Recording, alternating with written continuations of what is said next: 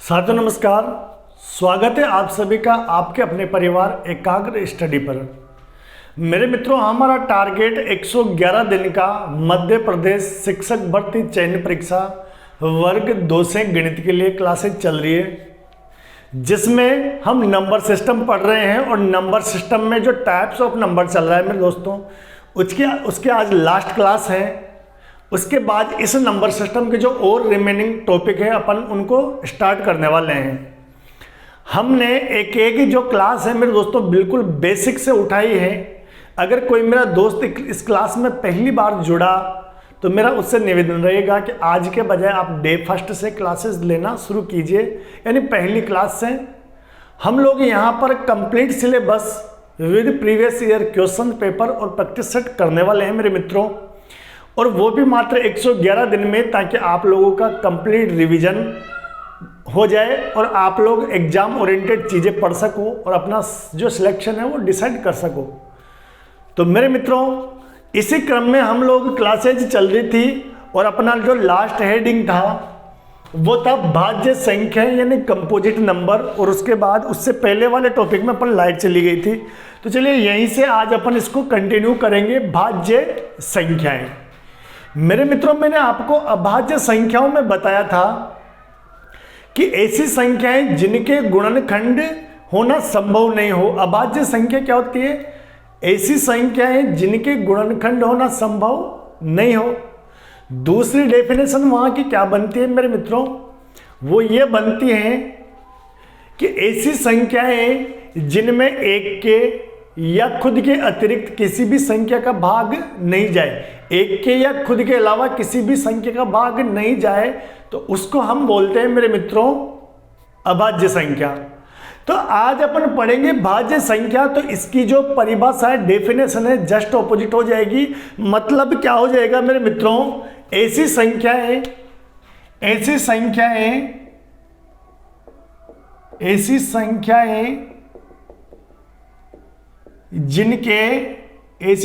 जिनके गुणनखंड करना संभव है। यानी मेरे मित्रों, हमने अभाज्य संख्याओं में क्या पढ़ा था कि ऐसी संख्याएं जिनके गुणनखंड करना संभव नहीं हो, तो फिर भाज्य में उसका उल्टा, यानी ऐसी संख्याएं जिनके गुणनखंड करना संभव हो। तो एक डेफिनेशन तो ये हो गई। मेरे मित्रों, दूसरी डेफिनेशन क्या हो जाएगी? ऐसी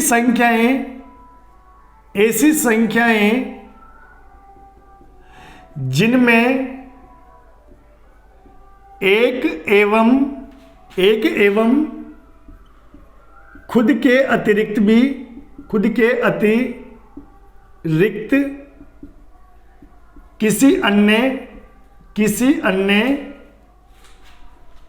अन्य संख्या का भी भाग चला जाए। ठीक है मित्रों, ऐसी संख्या जिनमें एक एवं खुद के अतिरिक्त किसी अन्य संख्या का भी भाग चला जाए, तो मेरे मित्रों अपन उसको क्या बोलते हैं? भाज्य संख्या बोलते हैं। क्या बोलते हैं? भाज्य संख्या। यानी मेरे मित्रों, भाज्य संख्या यानी कंपोजिट नंबर की जो परिभाषा है आपको याद करने की जरूरत नहीं है। अभाज्य संख्याओं का आप उल्टा कर सकते हो। तो मेरे मित्रों, यहाँ इसके उदाहरण क्या हो जाएंगे? अब आप लोग को मैंने क्या बताया था अभाज्य संख्या जब पढ़ाई थी कि जो एक है वो तो न तो भाज्य है और न भाज्य है, तो इसको अपवाद में डाल दो। तो आपकी अभाज्य संख्या कहाँ से होती है शुरू मेरे मित्रों? 2 से।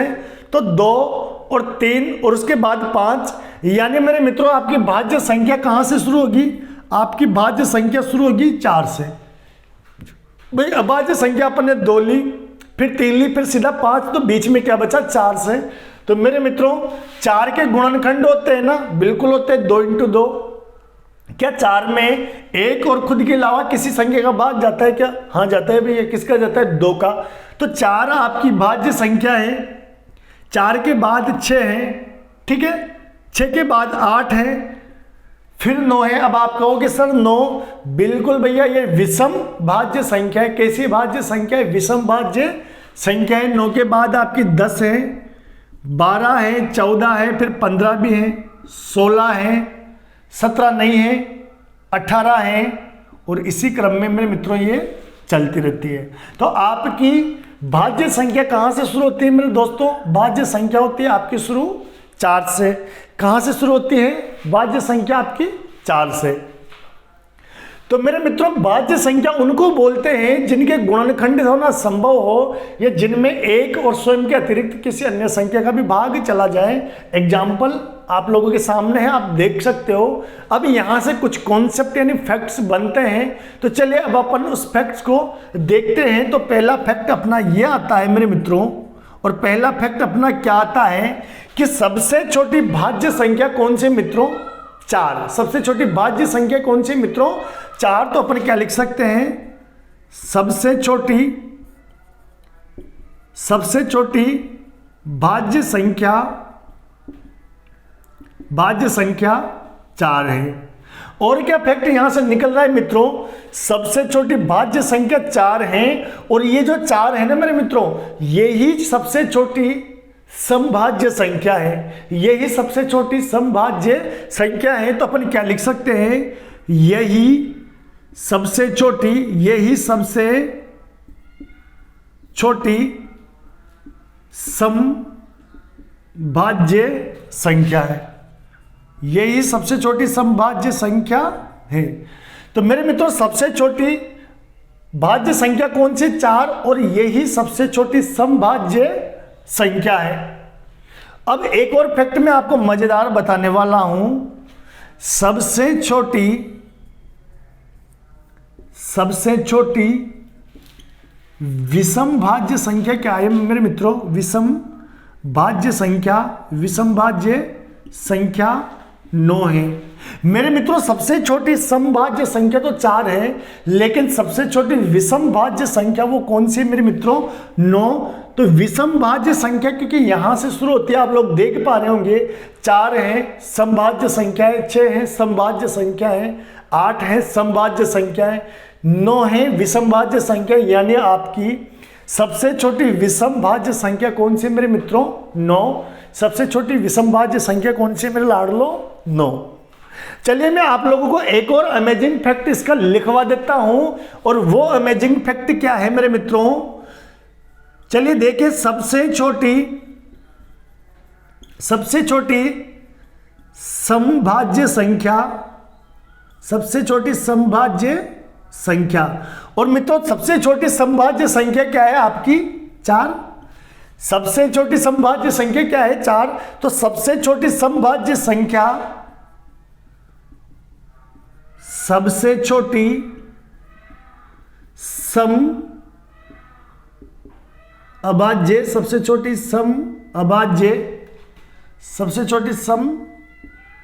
अभाज्य संख्या। और मेरे लाडलों, सबसे छोटी सम अभाज्य संख्या क्या है आपकी? 2, और 2 एकमात्र ऐसी संख्या है जो सम भी है और अभाज्य भी है। तो मेरे मित्रों, सबसे छोटी समभाज्य संख्या, सबसे छोटी सम अभाज्य संख्या का पूर्ण वर्ग है मेरे मित्रों। क्या है? पूर्ण वर्ग। यानी सबसे छोटी समभाज्य संख्या है मेरे लाडलो 4, वो सबसे छोटी सम अभाज्य संख्या 2 का क्या है? पूर्ण वर्ग। और ठीक ऐसे ही आपकी सबसे छोटी विषम भाज्य संख्या, सबसे छोटी विषम अभाज्य संख्या का वर्ग है। तो अपना लास्ट फैक्ट यहां से क्या बन जाएगा मेरे दोस्तों? अपना लास्ट फैक्ट यहां से क्या बन जाएगा? ये बन जाएगा कि सबसे छोटी विषम भाज्य संख्या,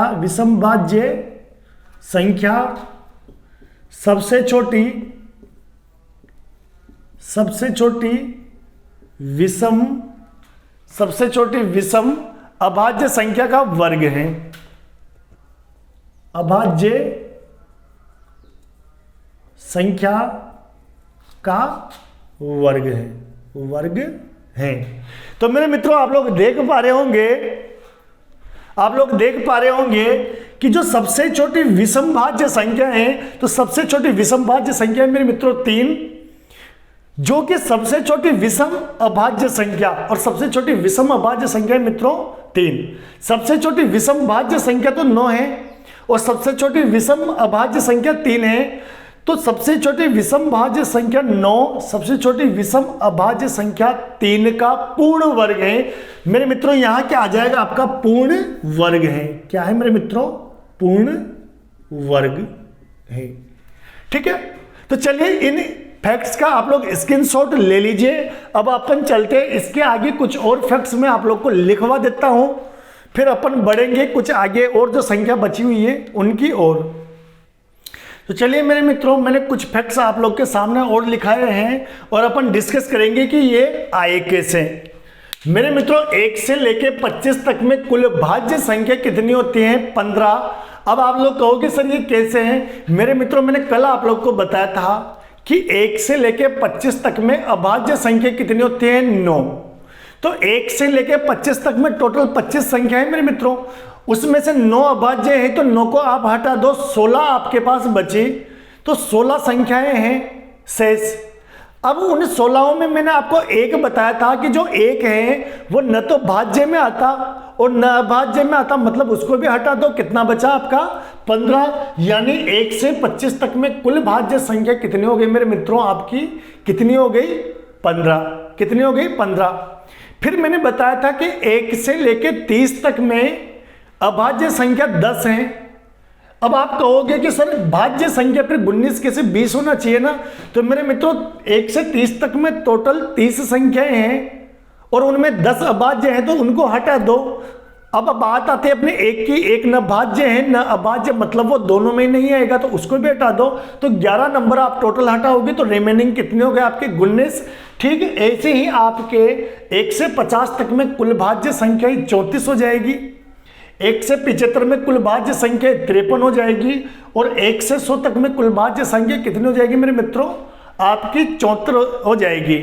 आप ऐसे ही चाहो तो 1 से 200 तक की भाज्य संख्या निकाल सकते हो। अभाज्य संख्या कितनी होती है, 46। और एक न तो भाज्य और न भाज्य, मतलब 200 में से 200 में से 47 आप लोग जो हटा दोगे तो आपकी कितनी बच जाएगी मेरे दोस्तों, 153। ऐसे ही मैंने आपको 1000 तक के डेटा लिखाए थे अभाज्य संख्याओं का, तो उस आधार पर आप लोग 1 से लेके 1000 तक की भाज्य संख्याएं निकाल सकते हो।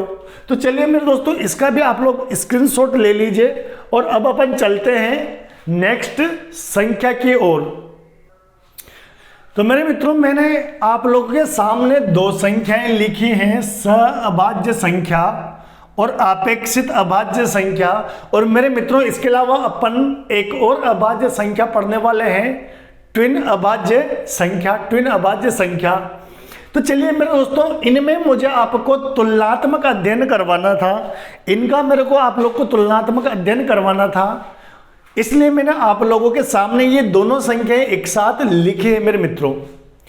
इन दोनों संख्याओं में सब कुछ कॉमन है। फिर आप लोग का सवाल ये आएगा कि सर फिर अलग क्या है, हम कैसे समझ पाएंगे कि ये अलग है और वो जो डिफरेंट है, वो डिफरेंस आप लोग को समझाने के लिए ही मैंने इनको साथ साथ लिखा है मेरे मित्रों।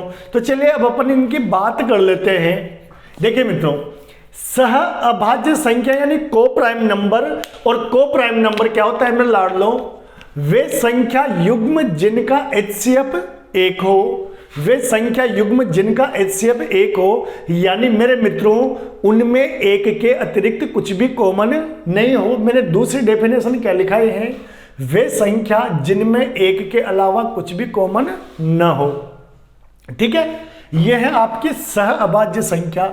अब आप देखिए अपेक्षित अभाज्य संख्याएं यानी रिलेटिवली प्राइम नंबर्स, इनमें क्या है, वे संख्या युग्म जिनका HCF 1 हो, सेम परिभाषा है और इसका भी मीनिंग वही निकलता है कि वे संख्याएं जिनमें एक के अलावा कुछ भी कॉमन नहीं हो, एक के अलावा कुछ भी कॉमन नहीं है हो। तो फिर आप लोग कहोगे सर कि जब सब कुछ ही सेम है तो फिर हम क्या माने कि कौन सी अपेक्षित अभाज्य संख्याएं होगी, कौन सी आपकी अभाज्य जो आपकी क्या हो जाएगी, सह अभाज्य संख्या।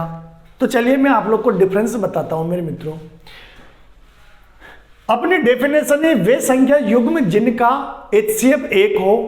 तो मेरे मित्रों सह अभाज्य संख्याओं में क्या होगा कि दोनों आपको अभाज्य संख्या लेनी है। सह का मतलब क्या होता है मेरे दोस्तों? 7। सह का मतलब क्या होता है मेरे दोस्तों? 7। तो 7 7 अभाज्य संख्या हो, जो मैंने आपको रिसर्च किया उसके आधार पर बता रहा हूं। सह का मतलब होता है 7 7, तो 7 7 अभाज्य संख्या यानी दिए हुए जो संख्या युग्म होंगे मेरे मित्रों वो कैसे होंगे? अभाज्य। तो मेरे मित्रों इन दोनों में एक के अलावा कुछ भी कॉमन नहीं है और दोनों कैसी संख्या है? अभाज्य। इन दोनों में एक के अलावा कोई भी संख्या कॉमन नहीं है। कैसी है आपकी? अभाज्य। ये भी अभाज्य, ये भी अभाज्य। यहां है मित्रों अपेक्षित अभाज्य संख्या है मेरे मित्रों, वो आपस में तो अभाज्य हो, आपस में अभाज्य हो और उनमें एक के अतिरिक्त कुछ भी कॉमन नहीं हो, लेकिन ये संख्या युग्म ऐसे हो सकते हैं कि ये खुद से भाज्य हो सकते हैं, बस आपस में क्या होना चाहिए? अभाज्य। तो मेरे मित्रों 25 आपके भाज्य है, 39 आपके भाज्य हैं, लेकिन दोनों में एक के अतिरिक्त कुछ भी कॉमन नहीं है, आपस में क्या है? आपके अभाज्य। यहां भी ये देखें दोनों आपस में दोनों क्या है? अभाज्य। तो आप लोगों का मेरे मित्रों कई बुक्स में इनको मिक्सअप कर रखा है मेरे दोस्तों, इनमें कुछ अंतर बता ही नहीं रखा। अब एक चीज बताओ मुझे, जब डेफिनेशन नाम अलग अलग दे दिया, डेफिनेशन से में तो कुछ तो अंतर होना चाहिए ना। तो मेरी अब तक की जो मैंने रिसर्च करी तो उसमें मैंने पाया कि सह अभाज्य संख्या यानी प्राइम नंबर, को प्राइम नंबर तो वो होते हैं मेरे दोस्तों जिनमें दिए गए संख्या युग्म की सभी संख्याएं अभाज्य हो, सभी संख्याएं अभाज्य है मेरे मित्रों, और उनमें कॉमन क्या हो? एक के अतिरिक्त कुछ भी कॉमन नहीं हो। जबकि इनमें अपेक्षित अभाज्य संख्याओं में क्या होना चाहिए मित्रों? ये आपस में अभाज्य हो, मतलब एक का भाग दूसरे में नहीं जाए, लेकिन ये खुद से भाज्य संख्याएं हो सकती है, खुद से भाज्य संख्याएं हो सकती हैं। और इसी कारण ये तुलनात्मक अध्ययन करने के लिए मैंने आपको दोनों को साथ साथ पढ़ाया है। तो चलिए मेरे मित्रों आप लोग इसका स्क्रीनशॉट ले लीजिए। अब अपन बढ़ते हैं तीसरी अभाज्य संख्या की ओर, वो है आपकी ट्विन अभाज्य संख्या। तो मेरे मित्रों बात आती है ट्विन अभाज्य संख्या की कि सर ट्विन अभाज्य संख्या किसे कहेंगे? ट्विन अभाज्य संख्या क्या होती है? तो मेरे मित्रों ट्विन अभाज्य संख्या को अपन लोग देख लेते हैं। तो ट्विन अभाज्य संख्या होते हैं मेरे मित्रों वे अभाज्य संख्याएं जिनके बीच जो गैप हो वो कितने कितने का गैप हो मेरे दोस्तों, वो गैप हो आपके कितने कितने का? वो गैप हो आपके 2-2 का। कितने का गैप हो मेरे मित्रों? 2-2 का। ठीक है, तो वे अभाज्य संख्याएं, डेफिनेशन क्या हो जाएगी? वे अभाज्य संख्याएं, वे अभाज्य संख्याएं जिनमें 2 का अंतर हो, 2 का अंतर हो। ठीक है, वे अभाज्य संख्याएं जिनमें 2 का अंतर हो उनको बोलते हैं अपन मित्रों ट्विन अभाज्य संख्याएं। और कुछ किताबों में इसका नाम जुड़वा अभाज्य संख्या भी लिखा हुआ है मेरे मित्रों, जुड़वा अभाज्य संख्या। तो आप लोग देख लेना एग्जाम में जैसा भी नाम हो उसके अकॉर्डिंग आप लोग देख लेना इसका। तो चलिए उदाहरण देखें इसके। तो ऐसी अभाज्य संख्या जिनका 2 का अंतर हो, तो मेरे मित्रों उदाहरण क्या हो जाएंगे इसके? उदाहरण हो जाएंगे आपके 3 5। ठीक है, उसके बाद 5 7 मेरे मित्रों 11 13 17 19, ये क्या हो जाएंगे मेरे मित्रों इसके उदाहरण? ये क्या हो जाएंगे इसके उदाहरण? इसके अलावा और भी आपके इसके उदाहरण देना चाहो तो इसके उदाहरण और भी हो जाएंगे मेरे मित्रों। एक और होती है आपके 29 और 31, और इसके अलावा एक और होता है आपके साथ 71 और 73। हाँ 71 और 73, ये भी क्या है आपकी ट्विन अभाज्य संख्याएं हैं मेरे मित्रों, ये भी आपकी ट्विन अभाज्य संख्याएं हैं। तो इन सब में आप लोग देख पा रहे होंगे यहाँ भी गैप 2 का है, गैप 2 का है, 2-2 का गैप है सभी में। तो चलिए आप लोग इसका भी स्क्रीनशॉट ले लीजिए। अब अपने पास बचती है मित्रों मात्र 2 और संख्या अपने पास बच रही है, तो अपन उनका भी अध्ययन कर लेते हैं, फिर अपना नंबर जो टाइप्स ऑफ नंबर हैं वो फिनिश हो जाएगा दोस्तों। अब बात आते हैं मेरे मित्रों परफेक्ट नंबर या परफेक्ट संख्याओं की। परफेक्ट नंबर या परफेक्ट संख्याओं की मेरे मित्रों, इन परफेक्ट संख्याओं को अपन पूर्ण संख्याएं भी बोलते हैं। क्या बोलते हैं? पूर्ण संख्याएं। अब आप लोग कहोगे कि सर पूर्ण संख्याएं तो वो होती है ना जो जीरो से स्टार्ट होती है। भैया वो जो पूर्ण संख्याएं होती है उनको इंग्लिश में बोलते हैं होल नंबर्स, जबकि ये जो परफेक्ट जो पूर्ण संख्याएं होती है इनको बोलते हैं अपन परफेक्ट नंबर्स। तो अब ये होती क्या है, तो चलिए इसकी डेफिनेशन अपन लोग देख लेते हैं। तो इसकी डेफिनेशन हो जाएगी मेरे मित्रों, वे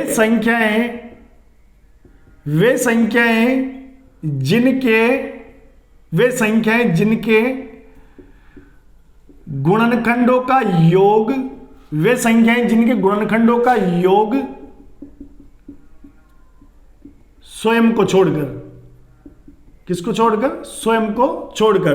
तो वे संख्याएं जिनके गुणनखंडों का योग स्वयं को छोड़कर, गुणनखंडों का योग पुनः वही संख्या प्राप्त हो, पुनः वही संख्या प्राप्त हो। वे संख्याएं जिनके गुणनखंडों का योग अगर पुनः वही संख्या प्राप्त हो जाए ना, तो मेरे मित्रों उनको बोलते हैं अपन परफेक्ट नंबर या पूर्ण संख्याएं। क्या बोलते हैं, पूर्ण संख्याएं। इन दोनों का थोड़ा स्टार बना के ध्यान रखना, वो होल नंबर्स हैं और ये हैं आपके परफेक्ट नंबर्स। तो चलिए इसके उदाहरण में आपको लिखवा देता हूं। इसके उदाहरण हैं आपके 6, 28, 496, 6, 28, 496। इसके बाद आती है आपके 81, 28, एक आती है आपके 81, 28 और एक और संख्या आपके आती है इसकी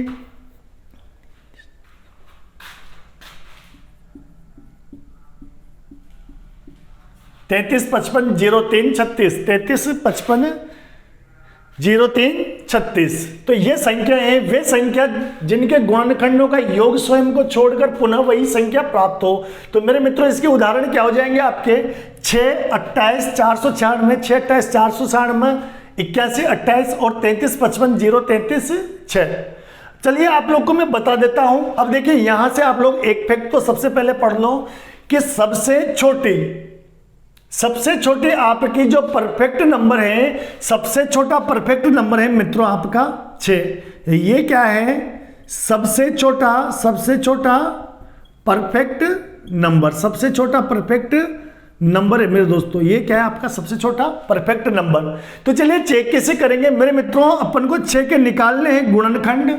तो 6 के गुणनखंड क्या क्या हो जाएंगे, 1 × 6 और 2 × 3। ठीक है, 1 × 6, 2 × 3, यानी इसके गुणनखंड में क्या आ गया मेरे मित्रों, 1, 2, 3 और 6। और मैंने आप लोग को क्या लिखवाया कि ऐसी संख्याएं जिनके गुणनखंडों का योग स्वयं को छोड़कर, मतलब आप इसको छोड़कर इनका योग करोगे तो पुनः वही संख्या प्राप्त हो जाए। तो मेरे मित्रों 1 + 2 + 3 क्या हो गया मेरे दोस्तों, 6। तो ऐसी संख्याएं जिनके गुणनखंडों का योग स्वयं को छोड़ दो तो पुनः वही संख्या प्राप्त हो जाए, पुनः वही संख्या प्राप्त हो गए, उनको बोलते हैं अपन परफेक्ट नंबर। चलिए अपन बात करें 28 की, तो 28 की भी आप लोग देख लीजिए। तो मेरे मित्रों इसके गुणनखंड होते हैं 1 × 28, 2 × 14, ठीक है, 2 × 14 और 4 × 7, 4 × 7। तो इसके गुणनखंडों में क्या क्या आएंगे मेरे मित्रों, 1 आ जाएगा आपका, 2 आ जाएगा आपका 4 आ जाएगा मेरे मित्रों, 7 आ जाएगा, 14 आ जाएगा और 28 आ जाएगा। तो इसको तो आप छोड़ दो और आप इनको जोड़ के देख लो, 14 और 7 21, 4 25, 2 27 और 1 कितना हो गया मेरे मित्रों, जोड़ोगे तो 28। तो ये भी क्या है आपकी परफेक्ट नंबर, ये क्या है आपकी परफेक्ट नंबर। तो थोड़ा सा ध्यान रखना, परफेक्ट संख्या उनको बोलते हैं जे वे संख्या जिनके गुणनखंडों का योग पुनः क्या प्राप्त हो जाए मेरे मित्रों, वही संख्या। और आपकी सबसे छोटा परफेक्ट नंबर कौन सा है दोस्तों, 6। तो चलिए इसका भी स्क्रीनशॉट ले लीजिए। अब अपन लास्ट में एक छोटा सा नंबर पढ़ेंगे, चलिए इसका स्क्रीनशॉट आप लोग ले लीजिए मित्रों। और मेरे मित्रों अपन लास्ट जो नंबर है टाइप्स ऑफ नंबर का, उसको अपन पहुंच चुके हैं और वो है आपका हार्डी-रामानुजन संख्या, हार्डी-रामानुजन संख्या। तो मेरे मित्रों हार्डी-रामानुजन संख्या क्या होती है, और एक चीज और बता दूं, आपको ज्यादा माथापच्ची करने की जरूरत नहीं है, ये ओनली एक ही नंबर है, तो आप लोग इसको रट सकते हो, याद कर सकते हो। तो चलिए इसकी डेफिनेशन क्या है पहले उसको अपन डिस्कस कर सकते हैं। तो चलिए उसको डिस्कस करते हैं। तो हार्डी-रामानुजन संख्या क्या हो जाएगी मेरे मित्रों, वे संख्या वे संख्याएं जिन्हें हम दो अलग अलग घनों के योग के रूप में लिख सकते हो। वे संख्याएं जिन्हें हम दो अलग अलग घनों के योग के रूप में लिख सकते हो, उसको अपन बोलते हैं हार्डी रामानुजन संख्या। और मेरे मित्रों, आपका इसका उदाहरण क्या हो जाएगा? इसका उदाहरण है 1729। और ये क्या है? एकमात्र संख्या है मेरे दोस्तों, ये एकमात्र हार्डी रामानुजन संख्या है। तो इसको आप लोग याद कर लेना, ये एकमात्र आपकी हार्डी रामानुजन संख्या है। तो चलिए दोस्तों, बात करते हैं कि ये कैसे अलग अलग घनों के रूप में आ रही है।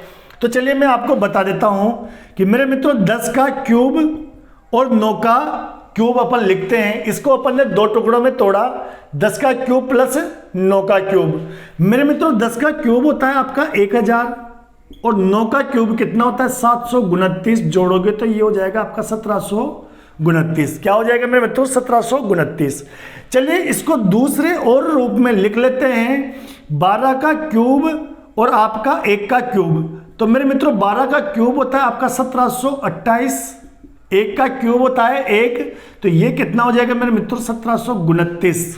अब आपको मैं जब आगे अपन चैप्टर्स में चलेंगे तो क्यूब संख्या निकालना बताऊंगा मेरे मित्रों, कि कैसे आप बड़ी से बड़ी संख्या का जो क्यूब है वो भी मात्र चंद सेकंडों में आप लोग निकाल सकते हो। तो चलिए मित्रों, ये थे आपकी अपनी लास्ट क्लास जो अपने टाइप्स ऑफ नंबर की थी। अब इसके बाद हम लोग लेने वाले हैं जो आपके वुडमास का नियम, जो अपना इसी में आपके नंबर सिस्टम में आता है मेरे मित्रों, जो अपन नेक्स्ट क्लास में कंटिन्यू करेंगे।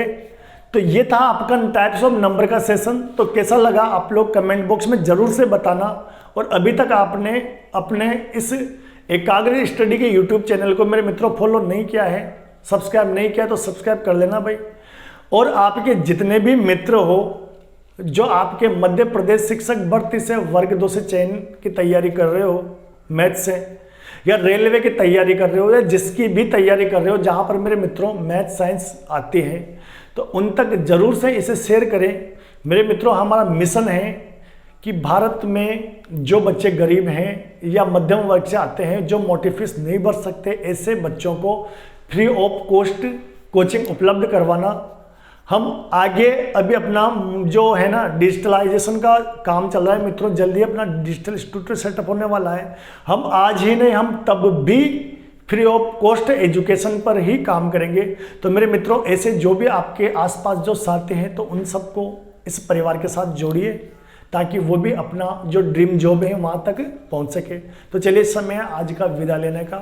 तो मित्रों, आपका दिन शुभ हो और आपकी तैयारी बहुत ऊंचाइयों पर जाए। तो चलिए विदा लेता हूँ। टेक केयर और हैव ए नाइस डे मित्रों। धन्यवाद।